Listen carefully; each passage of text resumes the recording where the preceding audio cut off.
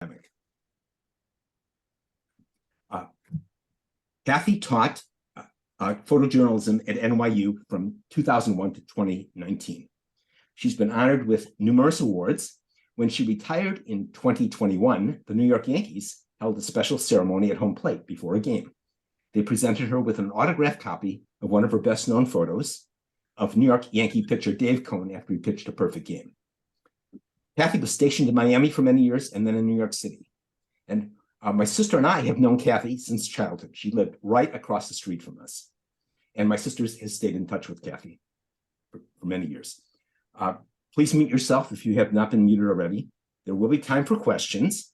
And rather than post them in the chat, because I know not everyone knows how to use that, it's the best effect. We'll have hand raising at the end, and I'll try to manage that.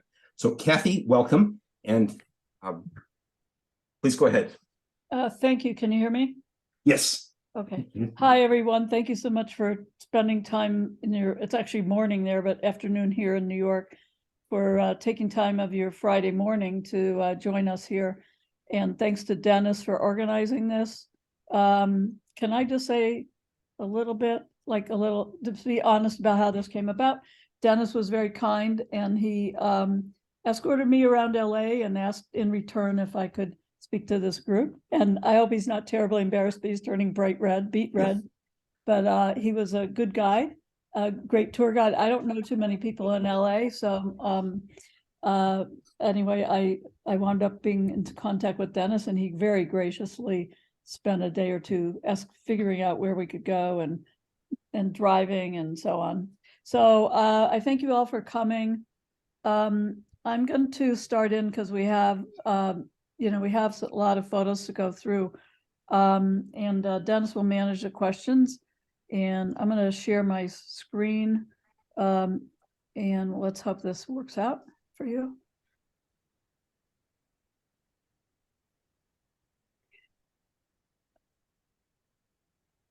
All right. Can you all see this picture? Whoop. Oh, it disappeared. Went back, didn't it? Yeah, it went back, right? Okay, yes. Hold on. Why? This is what I'm not understanding this. I'm sorry, everyone. A bit of technical difficulty. Okay.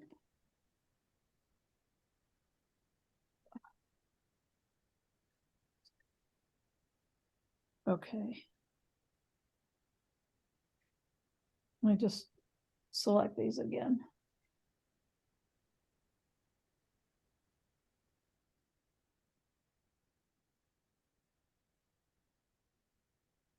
Forgive me for we had this set up and it was working fine seconds ago.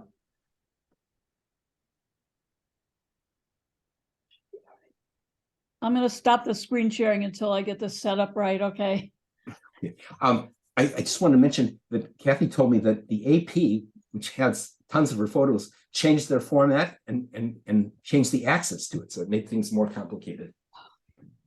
Unfortunately, that's true. Can you hear my voice at least? Yes. Yeah. Okay. Let's see if we can get into this again. Oh boy.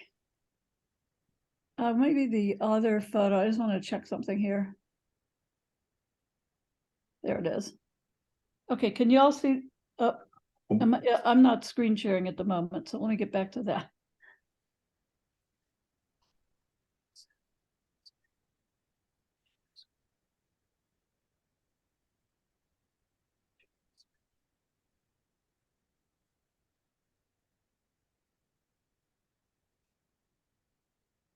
All right. Can everybody see a photo of Muhammad Ali? Oops, it just disappeared again. Okay, there we go. Okay, sorry about that. Okay. So when I was in Miami, which was the beginning of my career, a common theme was to go photograph people training at the 5th Street Gym in Miami Beach. I don't know if anybody has ever heard of it or been there, but it was a small place, and it was such a classic place, and very famous boxers, including Ali, trained there. So he was toward the end of his career. You can see by his size and his girth. And at that point, it was in 1977, and he was preparing for a a heavyweight fight against Leon Spinks.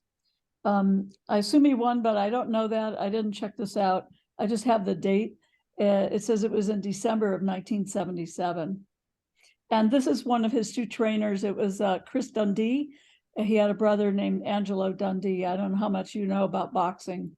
I met both of them, and I spent a lot of time in the gym, where I was definitely one of the few women there. And it was hard for me to actually get access at that point.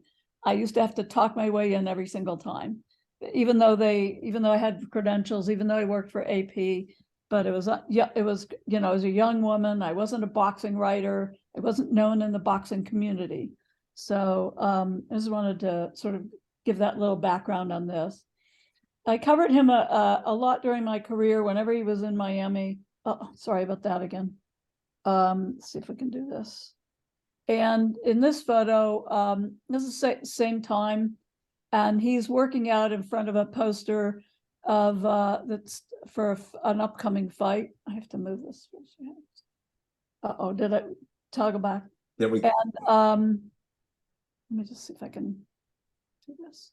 Sorry, I'm having trouble. I can't see the photos that I'm trying to show you, and I need to see them to talk about them. So I'm trying to move things around so I can see that. Sorry. Okay. Let's see something here. Okay, sorry, I'm not muting myself. All right, sorry, you're still seeing me toggle back and forth? Yeah. Sorry Yes. about that. I'm trying to get the bar. Does anyone know how to get the bar out of the picture? Okay. It's I don't think it's visible, Kathy. I mean, It's visible to me. It's annoying. All right, I'll okay. just have to leave it. Okay. I wish I could move it off the screen somewhere. So, okay, so this is a photo that I took, and then I later, I had Muhammad Ali sign this for me. And I said in the caption, you can see, he signed me at another, he signed the photo for me at another assignment, March 30th in 1980, which was only 3 years after that. I admit it's maybe not my best photo, but it possibly is the most valuable photo because of his signature on here. So I'm really happy, and I keep it in a safe place. Great. And also in 1977, I was sent to Nassau to cover Queen Elizabeth II and Prince Philip. And also there, it was hard because I was kind of pushed around being a small female photojournalist, and people there didn't know me. I had to like use my what we call sharp elbows to stay in place to get this photo. But I had gotten there to set literally, 6 hours ahead of their arrival, and I knew where I wanted to be because it was I knew the view, and and literally maybe 30 minutes before they showed up, some photographer from the Bahamas came and stood right in front of me. And I punched him in the back really hard because I couldn't. At first I argued with him and he wouldn't move, and then I just give him a big punch in the small of his back, which is again, I don't like doing these kind of things, but I had to do it because I was like, hey, I've been here for 6 hours and you just get here 30 minutes before. You didn't plan ahead, it's your country. Anyway, finally he moved. So this is just the kind of thing that you have to deal with when you're a photographer. So eventually in both places I worked, in Miami and in New York, I earned a lot of respect, but it just took years, really, really. So and Dennis mentioned that the Haitian community was one that I like to cover. Well, and this is a sad story that I pushed the AP to cover. They weren't really planning to do anything about it. I'd heard that a large number, over 100 Haitians were marooned on an island called Cayo Lobos in the Bahamas for more than a month. And it took a long time for that news to get into Miami. But when I heard about it, I thought AP should be covering that. And I got with some colleagues from television, and we rented chartered planes to get to an island halfway there. And then in that island, we chartered helicopters to get to the island of Cayo Lobos. And when we arrived, shortly after we arrived, we saw that the Bahamian police were landing by boat, and they got off their boats and started clubbing the Haitians who had, were just trying to, they had been there so long, and they were just trying to make their ends meet. And they were trying to get to the United States, much like most migrants are trying to get either into Europe, as I'm sure many of you know, or into the US illegally. They would just land. They wouldn't do anything. Like sometimes they would just come up on boats and come off the boats. Many of them were very well dressed when they got off the boats, not here, but I don't have photos that show that, but I witnessed that many times. Very unusual. It's almost like they had their best clothes and they wanted to make their best impression. Kathy, Kathy, in that last photo, was that taken from a helicopter? Oh yeah, that was taken from the helicopter. With people pointing guns at you? Yes, that's true. So, this guy looks to me like he has a gun. I can't tell for sure. This guy does. He's something. You see that? Can you see that? It's not a clear photo, but he's holding something that looks like a weapon. This is just a club. Anyway, yeah, that's true. So this is from the same place. They're sitting on the prior photo outside a lighthouse, and this is inside the lighthouse. It was some Haitian women who were not feeling well, probably because they hadn't had anything to eat or not enough to eat. This was this was in 1980, which I told Dennis, we spoke yesterday, that was the single most insane, crazy, busy year of my whole career. And probably there's nothing comparable. And it had to do with the proliferation of migrants coming into Miami. At the same time, 250,000 Cubans arrived on the shore when Fidel Castro emptied his prisons. I have just one photo from that. I have very many, but I have one to show. So this is taken in the next year, 1981. There was a community in Miami called Little Haiti. I'm sure it still exists, and this was on a wall in Little Haiti.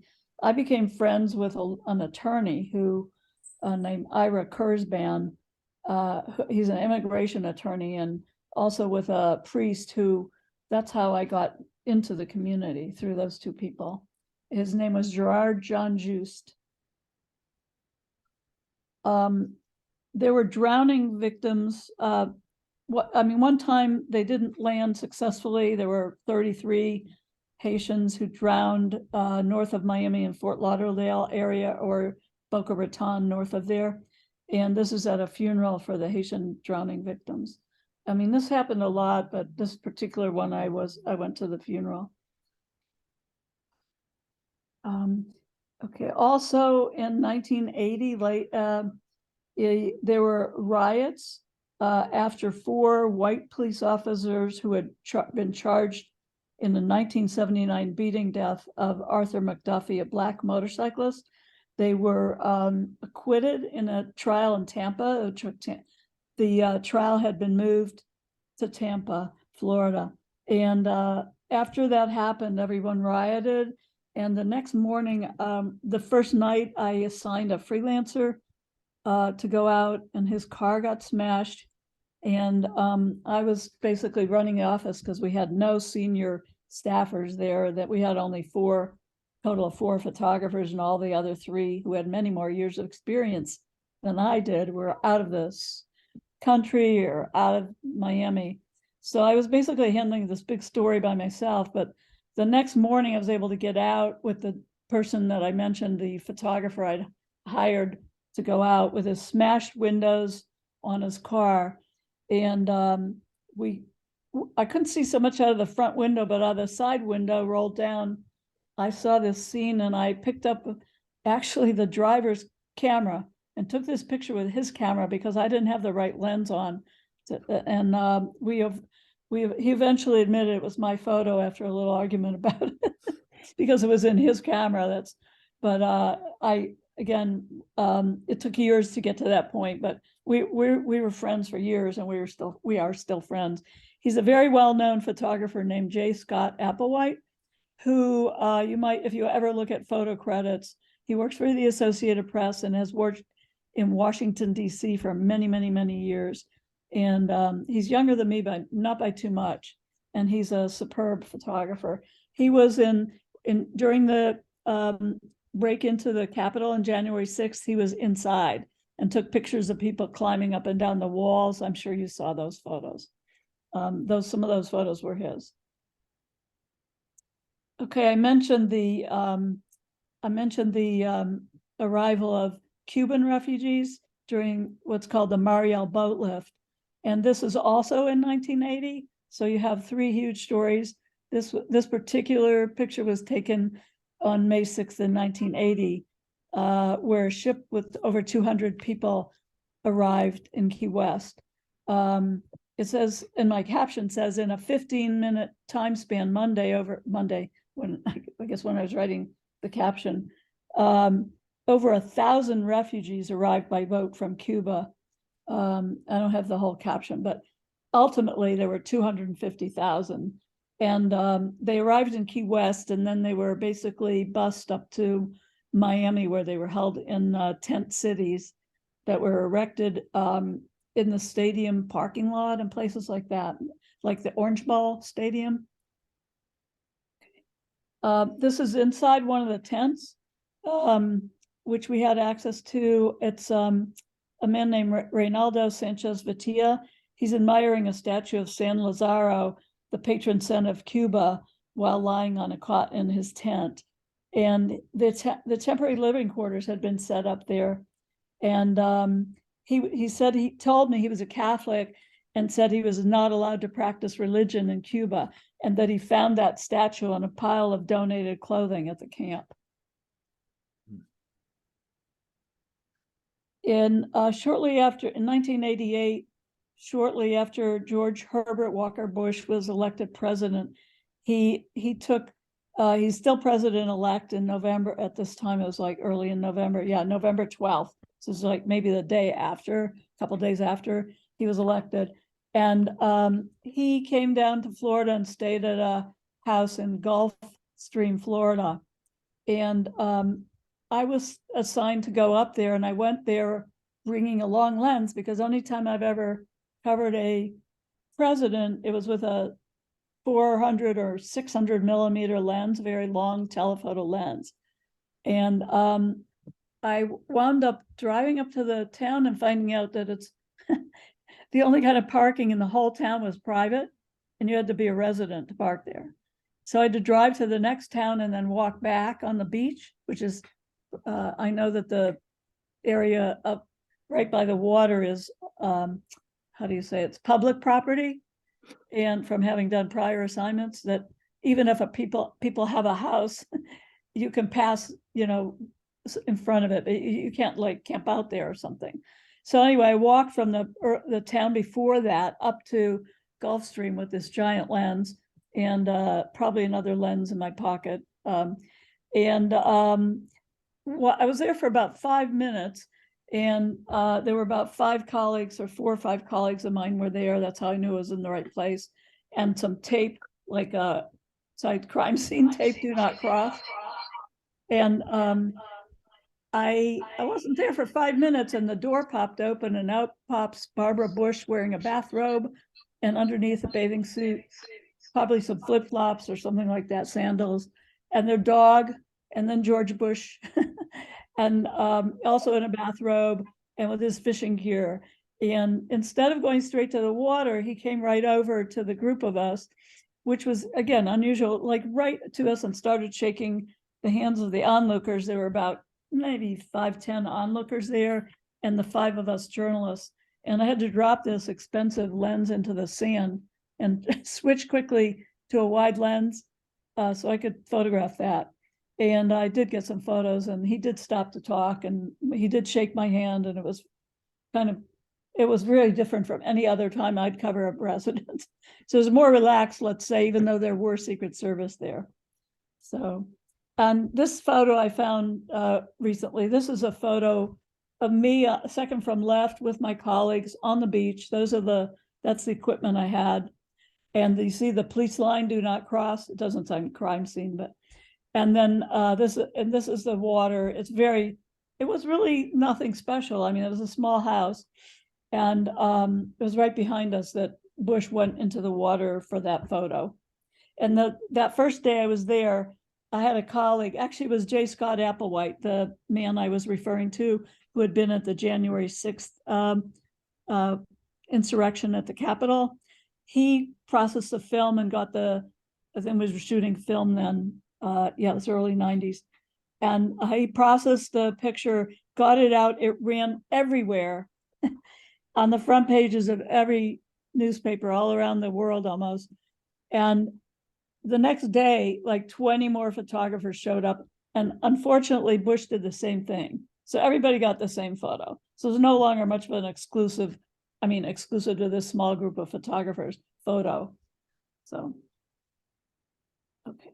Now we're moving to, in 1993, well, I moved to New York, and my first assignment was to go to Somalia because I'd asked to go there to cover a famine. But when I got there, the situation had changed radically. And there were peacekeepers there, mostly from Pakistan.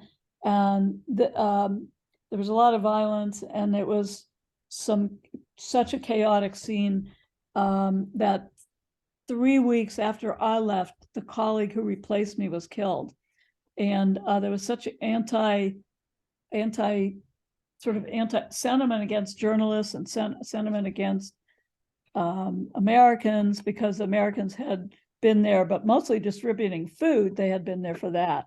And while I was there, they pulled out most of their troops, all but 1,500 troops.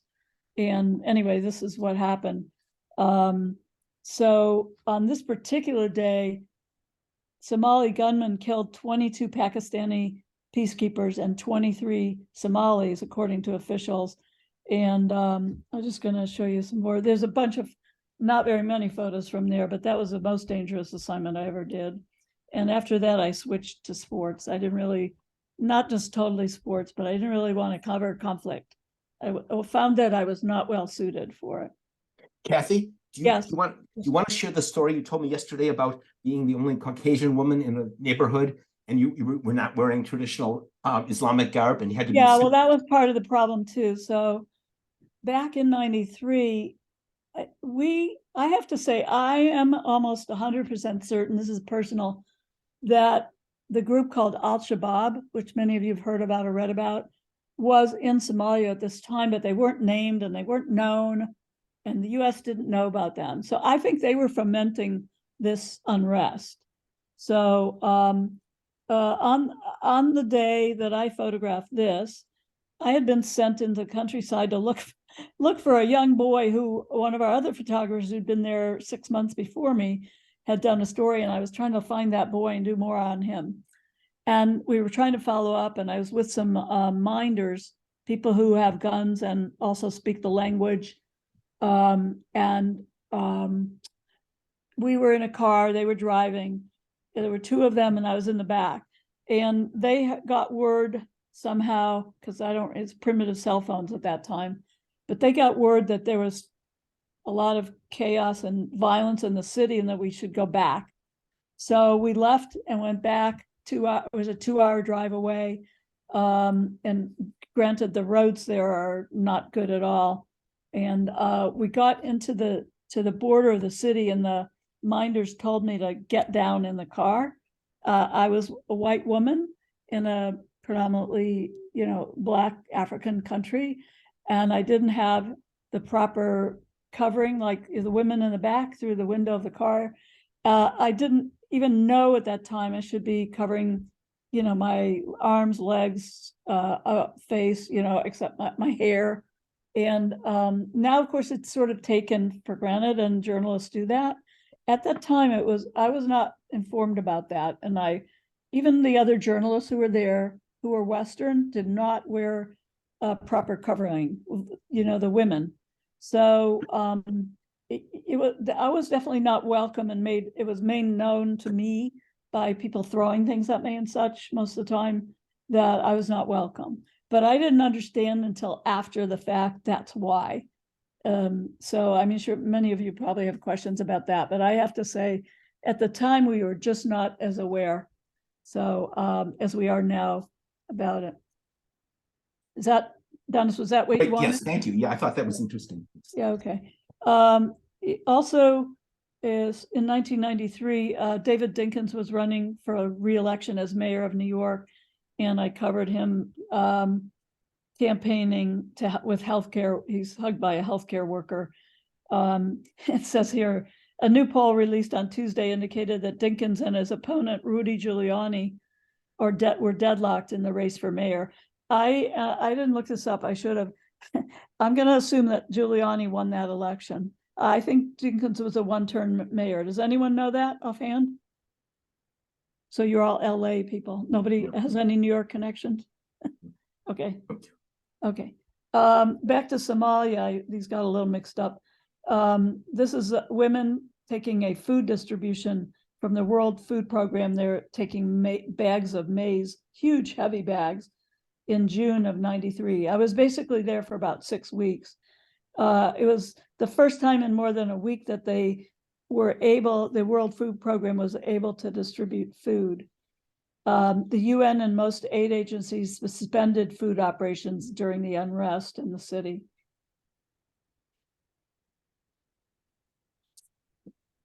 In 1995, I had a female boss, and she here in New York, and she assigned me to cover Pope John Paul II's visit to New York as what we call the tight pool, which means that I got much better access than the rest of the media. Like there were just 3 of us, CNN, me, and the Vatican photographer. So everywhere the Pope went for the first 3 days of his visit, that was my assignment was just be where he is. I stayed in a fancy hotel so that I could leave at the right time. There's a little funny story about that. I can't remember which one of the very nice hotels in New York. Like breakfast there in 1995, like a tiny little breakfast was $50. And I got ready to go on one of the second or third day of my assignment.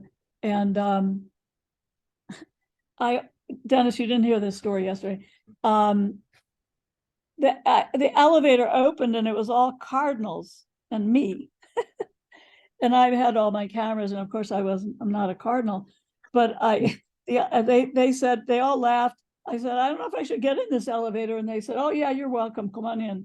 So I got in with like 6 cardinals, all wearing their red garb. It was funny. So I also learned how tall Bill Clinton is, because I was be able to get so close, like right on the tarmac. See the airplane in the background? We never were that close before, or I never was, except for the George Bush picture.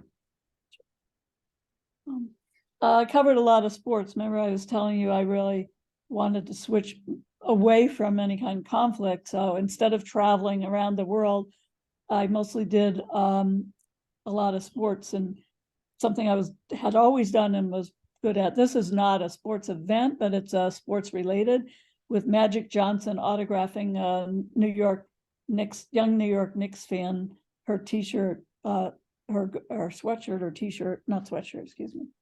And he was raising money to fight AIDS, which, as you probably all know, he had or has, and to raise money for his foundation, the Magic Johnson and Robin Hood Foundations, in March. They built an indoor arena inside the New York Sheraton Hotel, where the young kids could test their basketball, hockey, and baseball skills for an afternoon. Johnson said he hoped to raise at least $500,000 from the event for New York-based education and prevention programs. One thing I covered for years and years was the US Open tennis tournament. This is Serena Williams doing her typical response when she won. At this time, she had just beaten Lindsay Davenport in the women's singles semifinals in 1999. I happened to be in a cubby hole below the court at like, how do you say, court level, not in the normal seat that we had, because it was a kind of event where on the semifinals, we would have had more than one photographer. So we're looking at a hole in the back of the court, beyond the baseline, if any of you know tennis. So, and this was her first. She went on to win her first U.S. Open that year, and of course, many, what do they call that one? The Big Four in tennis. Forgive me, I'm forgetting. But she went on to win many of those, as you all know, and set a record for a female. This is a file photo, but it was taken in 1995, showing Marcel Marceau and Michael Jackson during the taping or rehearsal for Jackson's HBO TV special, Michael Jackson, One Night Only. And it was removed after Jackson died at age 50 in LA in 2009, which maybe you guys remember since you live in LA. Okay. This is funny. In 1999, I was covering a baseball game and David Cohn was the pitcher. And all my colleagues were saying that maybe it was going to be a perfect game. And I had no idea what a perfect game in baseball was. I mean, I knew what a no-hitter was. Well, he was pitching a no-hitter, but he was also pitching a perfect game. And one by one, all my colleagues, well, they got silent and weren't going to tell me anything because that's the way they're very competitive. And I wound up staying in the position I was in, and we had a photographer overhead, I believe, and shooting this picture, which when I retired, the Yankees presented me a copy of this, a big blow up of it, and signed by David Cohn.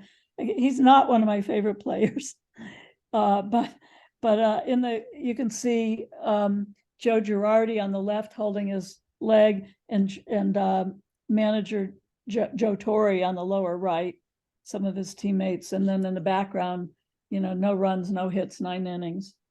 So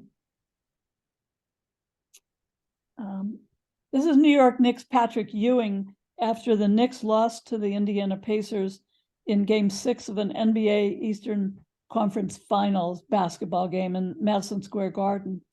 This is a picture, it's sort of an accident, and it was taken, I use the word illegally, but I basically was in a place I shouldn't have been, but I was looking for my colleague who I was working with, who was processing the film that we were, or the images, I guess by that time we were using, in 2000, we were using digital imaging.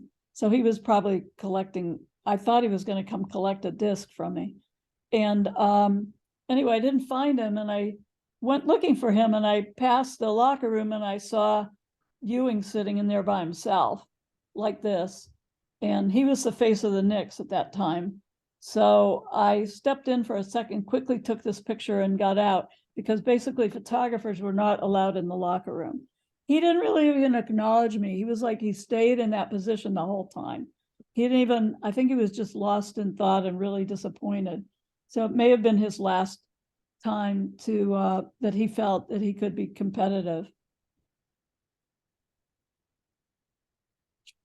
This is a picture taken in 2007 of Joe Torre, Yankees manager, in spring training, which I covered almost my entire career, talking to a very young Alex Rodriguez.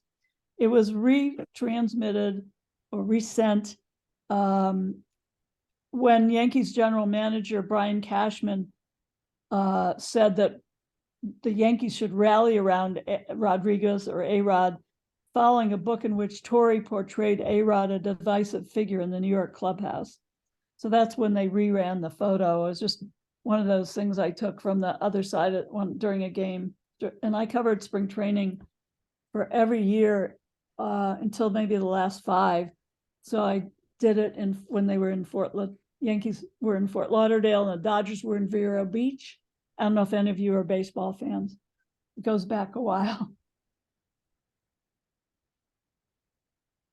one of my favorite, not one of, my favorite player for sure was to cover was Derek Jeter. He was always friendly to the fans, friendly to the media, and playing his hardest all the time, right till the very last game. And so I just took a couple pictures from his career. This is not a special game. It's just one thing. He always could exceed everybody else's expectations, jump higher, you know, play harder, get a hit when they needed it. He was just they call him clutch. In this particular picture, he's breaking Lou Gehrig's record for the most hits at Yankee Stadium. It was in 2008.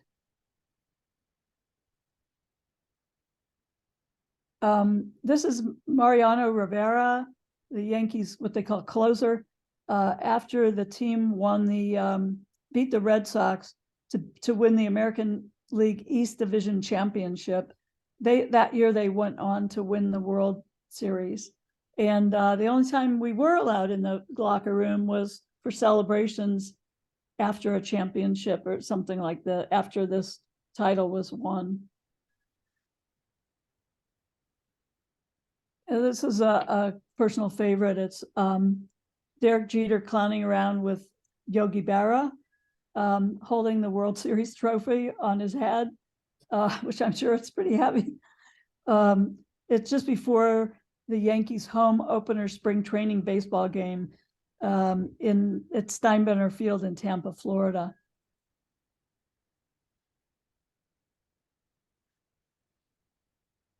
Back to tennis in 2007, Roger Federer won one of his many finals in the U.S. Open, this time against Novak Djokovic. And I happened to be in a good spot for this. I think it was courtside, not in the hole that I was telling you in the bottom of the court. So he's looking right at me, and that worked out well in that picture. I enjoyed covering him, but he was hard to cover for some reason, just because of the way he hit. I don't know if anybody plays tennis, but even I used to play tennis, and I could never get a great action photo of Roger Federer. I also covered basketball. The Brooklyn Nets. Here is Kevin Garnett, who was a famous Celtics player, is driving up against the New York Knicks. So it's a Knicks-Nets competition, which is like, I guess, when the two LA teams play against each other. It's just a routine basketball shot, to be honest. But Kevin Garnett didn't stay here very long. His being a time as a New York Net didn't work out well for the team. This is taken on the sideline after a Cleveland Cavaliers game against the Brooklyn Nets in 2014. It shows Brooklyn Nets owner Jay-Z and rock star married to Beyonce, most known for being married to Beyonce on the left, with LeBron James, who came. I don't know that he played in that game. I'm not sure that he was just there watching. I didn't look this up. Somebody can look it up if you want. It's 2014. Was he with the Cavaliers? Dennis, did you look that up last time? I didn't, Kathy. Anyway, sorry. It doesn't matter. It's whatever it is. He came over and he and Jay-Z got together. Okay, this picture is taken with what we call a remote camera, placed on the glass backboard during the NBA All-Star game in 2015 in New York. It's Washington Wizards and East team's John Wall dunking the ball during the first half of that All-Star game. It says the West team won 163 to 158. My colleague, who's much taller than I did, helped me put the camera up there, because I could, even on the tallest ladder in Madison Square Garden, I couldn't reach the place to put where I wanted to put it. So I'm giving him some credit. So we tested it, and he positioned it. It's clamped on. It has to be clamped on well, or else you get a lawsuit from Madison Square Garden and the NBA. So that was always a risk. So I think after this year, and when I could no longer reach, I'd shrunk enough or whatever, I could no longer reach it was never easy for me to reach up there, even on that tall ladder that they had. But I finally gave up putting up remote cameras. There at the Barclays Center, which is the Brooklyn Nets, there's a way to put the cameras looking straight down in the court. And I don't do that now. I didn't do it too much because it's a lot of work to do it. And a lot of, all the pictures were always moving, they need them right away. So, having cameras in the rafters where all the lighting is and everything takes time to pull them down and get the disc or film out of them, and mostly discs now. There's a picture of Hillary Clinton. She was Secretary of State at the time with the New York City mayor's wife, Shirlane McRae, during a visit to an early childhood development center in Brooklyn in 2015. The pair were pairing up with the deputy mayor, launching a program to encourage parents to talk to their children to help with their early child development. And I love the kid's expression. He's kind of getting involved there. He's like, "What's going on behind me?" In 2008, I went to the Beijing Olympics. That was my last of 6 Olympics that I covered, 5 summer games and 1 winter games in Nagano, Japan. And all I covered in this Olympics was baseball. And that's fine because that's what I knew well. A lot of times at Olympics, you're sent and you're covering sports you've never covered before because they're mostly amateur sports. And AP doesn't much cover amateur sports, but just professional sports. But this was my favorite, the second favorite picture of a collision at home plate where everything is flying. And I think the ball's in there. I've got this, the thing from Zoom blocking my view. Is the ball in the picture? Anyone? I don't see it, Kathy. Okay, whatever. Anyway, helmets flying and guys colliding, the bat on the, says that the team China was managed by Jim Lefebvre, who was ejected arguing the call. Mm-hmm. So this was I'm not sure which part of it, how long we were along the competition at this point. And ultimately, South Korea won, defeating Cuba in the final game, in the gold medal game. And they threw their manager up in the air here, which I didn't know. It was a good picture. I didn't know that they would do that. It was fun to see.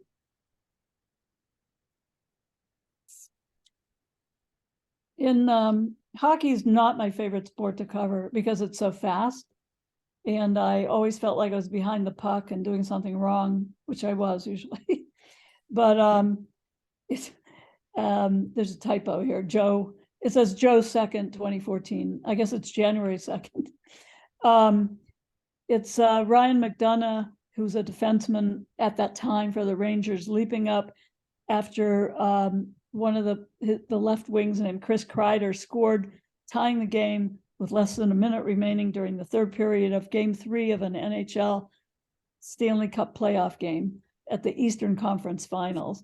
And I can't tell you, but most likely it's highly likely that the Rangers went on to play in the final game. This was in May 2014, actually. So the cover came out, well, maybe it's June 2nd. So it wouldn't be that long after. It must be June 2nd. And I was really proud of this, even though the picture's not my favorite and it was an accident, because my autofocus went onto the celebrating player from his back instead of the other celebrating players at the goal, behind the goal. And actually it worked out because the Sports Illustrated photo editor liked it. But for me, it was a mistake, and I admit it. But it's worked. It's a happy mistake. And I was telling Dennis the other day, I only transmitted this picture last after I transmitted all my other pictures from the night, thinking, well, I like this picture. Maybe the editors will, maybe they won't, maybe they'll use it. Well, they wound up doing something called AP Topics, which means that they love it. So, meaning that's highlighted picture. So they liked it, and then it got noticed by the editor. In 2015, I was sent to the Super Bowl with the Seahawks versus the Patriots in Phoenix, Arizona. It was Super Bowl 49. And at the end of the game, all my colleagues were running to their, not running, but positioning themselves for the end of the game. The Seahawks were likely to win, and they were setting up to score another touchdown. And instead of, it was Russell Wilson was the quarterback. Instead of handing off the ball to their giant not linebacker, but one of their biggest guys named Marshawn Lynch, he passed the ball. It was intended for number 83 on the right, intercepted by number 21, Malcolm Butler of the Patriots on the left. And that turned the game around. It was very near the end of the game, but the Patriots won. It was a close game. And that was the quarterback was, of course, Tom Brady, and was one of his many, many Super Bowl victories. So I was a giant hero when I got back to the office. I was actually tethered.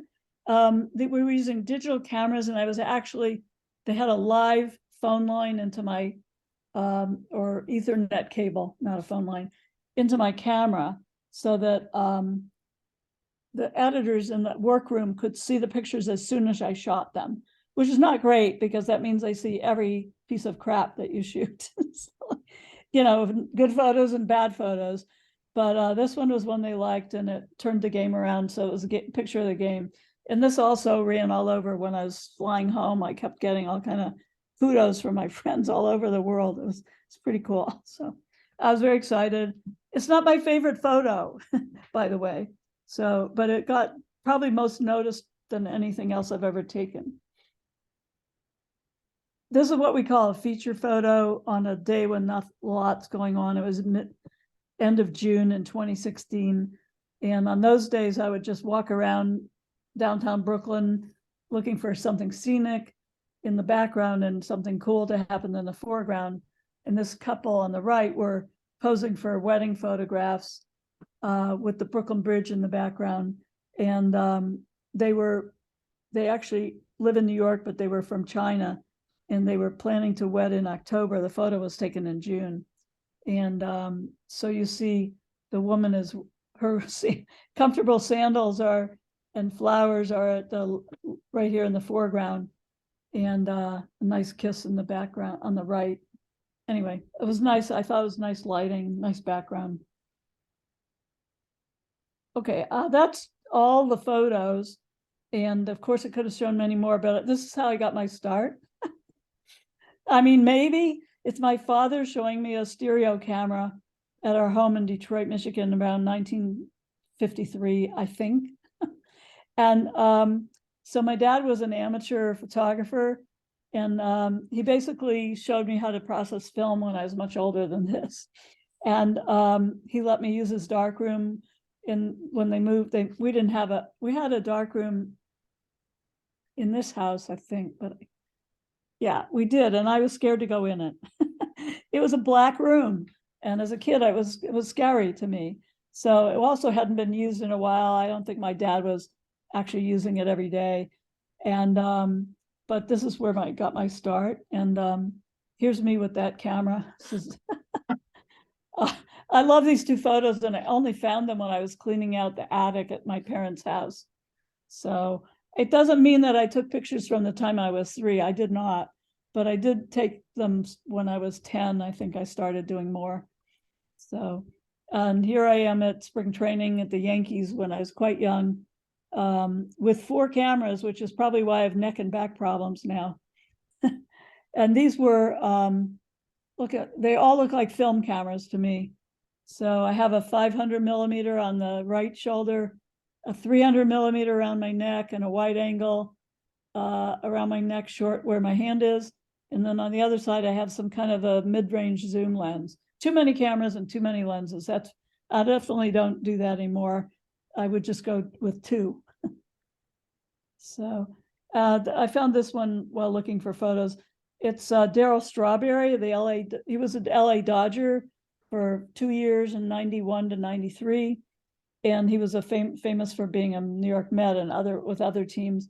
He's trying out my camera, which is a film camera, and my favorite lens of all time was a manual focus 400 millimeter Nikon that wasn't very heavy. And he asked to see it, and he tried it out, and then I photographed him, and one of my colleagues photographed me.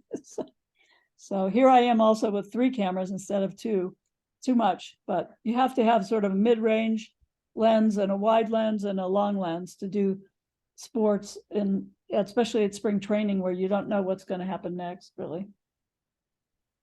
And then this is another spring training scene. I believe it's at the Yankees. I see the chair on the bottom right, and we're cramped into this horrendous little television cubbyhole, and there's 4 of us still photographers, and behind on the left, just see the corner of a TV camera, and not a very comfortable spot, and hot. And yeah. So I believe this is wrapping it up. How are we doing time-wise? Yeah, that wraps it Doing up. very, very well, Kathy. There's time for questions. This is Okay. magnificent. Wow. What a Okay. career. Incredible.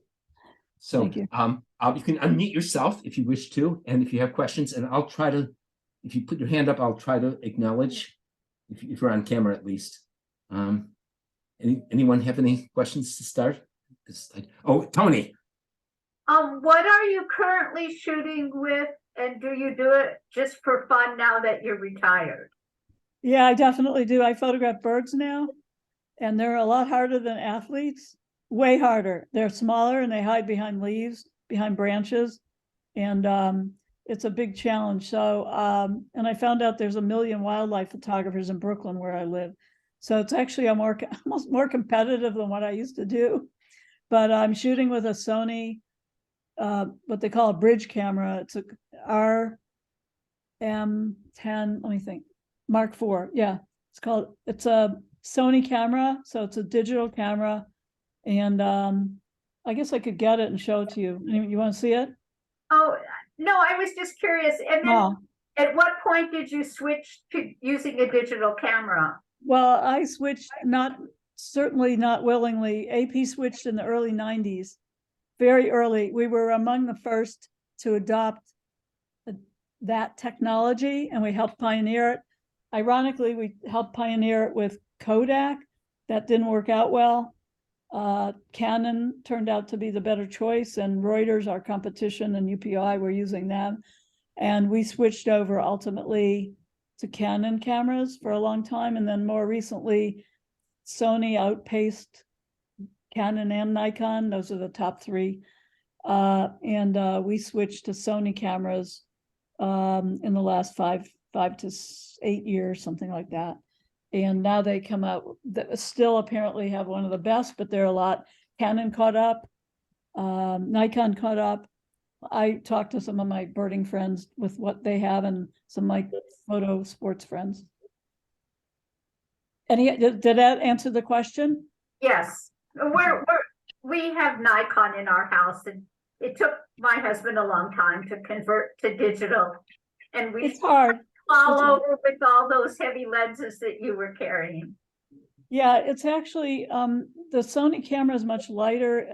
I actually have a by the way, I didn't mention, for bird watching, which I'm not carrying now because my back is bothering, but I have a Sony A9 II, which is what we used, and it's the prior model. It was a professional model that we used for many years at AP, because I was familiar with it. And then I have a 200 to 600 millimeter zoom lens for shooting birds. And then I have some other lenses, the wide angle and the mid-range that I prefer. I think it's a 70 to 200 millimeter zoom and a 16 to 35 millimeter wide angle lens, but I haven't used those. I've only been photographing birds. So I really have enough, use my cell phone camera when I'm out. I don't want to carry anything. Doesn't do the same thing. It can't photograph birds, but it can photograph scenes and stuff like that. People. Raise your hand. Oh, Linda? Hi, I mean, in the beginning, you talked about being one of the few women photographers in this industry. And now, is it still that way, or are there a lot more women in this industry? Many, many, many more, especially in sports. When I go, sometimes there'll be a whole bunch of women, like 5 of us or whatever, when I used to go, especially at the end of the career. Yeah, it was a huge change. And also the technology, what we discussed, the change of technology was just constantly changing throughout my career. So it really, we ran the gamut. We used to carry entire darkrooms with us on assignments in like a big rolling case called a cabbage case with an enlarger and chemicals and tanks and reels and develop film, and we have to put up black plastic and so on. Thank God we don't have to do that anymore. We didn't have to do that at the end. Joette? Living Oh. all these things that we all remember. I'm sorry, what? It was fun reliving all of these moments in history that we experienced. We were in Miami when the Mario boat lift occurred and all of that, and it was like all kinds of things. Oh, wow. Well, that's good. I'm glad I had somebody who was familiar with that story. That was a huge story in Miami. That was huge. That was also huge. My late husband was a Jewish chaplain in the Air Force, and the refugee camp was set up next to Eglin Air Force Base where he was stationed, and he was, as the Jewish chaplain, he was in charge of taking care of the religious needs of all these Cuban refugees. And so he, worked with several priests in the area to get them those statues and the other things that they needed, crucifixes and Bibles, since most of them were Catholic. And he also did the clothing drives and everything. So it was so interesting to see a photo from inside, because I was never allowed inside. My husband went inside to the camps, but I wasn't. So it was interesting to see something that I was related to in that sense. I did have a question. You mentioned that that you were not allowed inside the locker rooms earlier on. Now, was that only women that were not allowed? Because now it seems like everybody's in there. No, it was just photographers. And then when we were allowed, it was not comfortable. So I only went in when I had to. We were allowed, but people running around naked and they just don't even pay attention. It's almost like they're flaunting their nudity. And then of course I don't want to take a picture of somebody nude, and it makes me uncomfortable. I mean, people I don't know. I'm certainly not going to want to be in there. But I had to go in, at playoff time. I'd have to go in if I was the one closest to the locker room. So that happened. But there was also one time when I was telling Dennis a story that I'm from. Okay, so I spent quite a big chunk of my career in Miami, an equal amount, and women had filed lawsuit so they could get in the locker rooms to report, and was reporters who filed the lawsuit. About 4 of them did, like a class action suit. When the lawsuit was settled and I heard that we were allowed in, I pushed the envelope a little bit. So Dan Marino was a quarterback at the Miami Dolphins, and he had set a passing record. And because I'm on the field, I got into the locker room faster than any reporters. So it's at the front of an area set aside for like a kind of an impromptu post-game press conference. And he came out, I was in front of all the other reporters, literally right up against like a what do we call it, velvet rope, so to speak. And he there was a chair, and instead of sitting in the chair, he put his foot up on the chair and was wearing nothing but a towel. The towel opened up in an uncomfortable position for me, so I couldn't take any photos below the waist. But and I do believe he may have done that on purpose, like as a sort of statement to me. But because again, it was early on when women were allowed in, and he's probably telling me, you know, you're not welcome here, especially with the camera, understandably, right? So I mean, it's one thing to have a notepad, but having the camera is something else. So did that answer the question? I Yes. have one more question for you. You said that your husband was stationed at Eglin. That's in Pensacola. Near Fort Walton Beach. But Okay. that's where the refugee camp was set up. Oh, I didn't know there was Yeah, one there there. were 10,000 refugees living in tents there. So I guess they must have. They moved, yeah, when they arrived, they needed a place to house them. Okay. And that was where they found the spot. Okay, so that's interesting. I really don't remember that because I was mostly I was in Key West and Miami. I actually lived in Key West in a hotel, a Holiday Inn or something, for weeks on end, and was working the day shift as these boats were coming in. And I had a Peruvian colleague who was working the night shift, freelancer for AP, that we became close because we got to know each other really well. And then sometimes photographers would come, and as AP, we were obligated to process their film, which I hated doing because it took me away from covering the story, but that's just what AP did at that time. Nowadays, it's not necessary. People can do their own imaging, you know, because it's digital into their laptops and so on. So, thank you. Good question. Thank you. Kathy. Thank you. Oh, Kathy, during your teaching at NYU, any reflections on the students and their interests and photojournalism? Any? Oh, it was actually more, they were only usually, if I had a class of 12 to 15, there was only really like 3 out of 12 or 15 who were always interested more in photography. You know, the others were kind of taking it as an elective and just getting the credit. But, you know, many students have kept in touch, not many, but a handful. And, you know, several of them have gone on to become professional photographers, which is very gratifying to me since they, you know, started out in one of my classes. But over the years, I feel that students became more entitled, and then I left it. I didn't want to do it anymore. It was the last 3 years were very tough. So, but the first, you know, how many ever did I say? It's 20 years. So first 17 were fine. So, and I really enjoyed it. And I would try to teach them basic principles.